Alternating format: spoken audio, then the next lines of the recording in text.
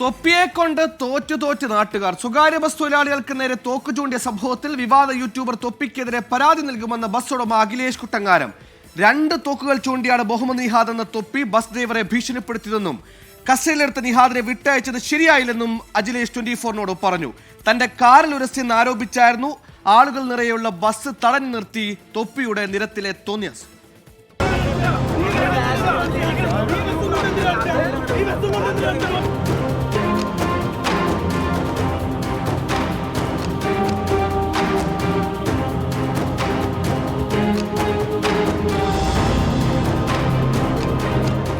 ഇന്നലെ വൈകിട്ടാണ് കണ്ണൂർ കല്യാശ്ശേരി സ്വദേശിയായ വ്ളോഗർ തൊപ്പിയെ വടകര പോലീസ് കസ്റ്റഡിയിലെടുത്തത്.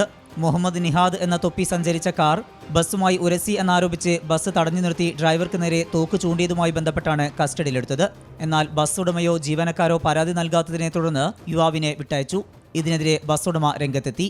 ബസ് ഈ വണ്ടിയുടെ പാസ് ചെയ്ത് പോയപ്പോ തിരിച്ച് ഈ തൊപ്പി പിന്നെ ഓവർടേക്ക് ചെയ്ത് വന്ന് 2 കൈയില് പിസ്റ്റൺ എടുത്തിട്ട് ഡ്രൈവർക്ക് നേരെ ചൂണ്ടി റണ്ണിങ്ങിൽ. ഈ സമയത്താണ് ഡ്രൈവർ ആകെ വെപ്കളത്തിലായി പോയി. വണ്ടി നിയന്ത്രണം വിട്ട് പോകുന്ന ഒരു അവസ്ഥയിലേക്ക് വരെ വന്നു. വണ്ടിയിൽ നിന്ന് തന്നെ 2 പിസ്റ്റണ് ഇവരെടുത്തിട്ടുണ്ട്, ഗണ്ണെടുത്തിട്ടുണ്ട്, പോലീസ് കസ്റ്റഡിയിൽ എടുത്തിട്ടുണ്ട്.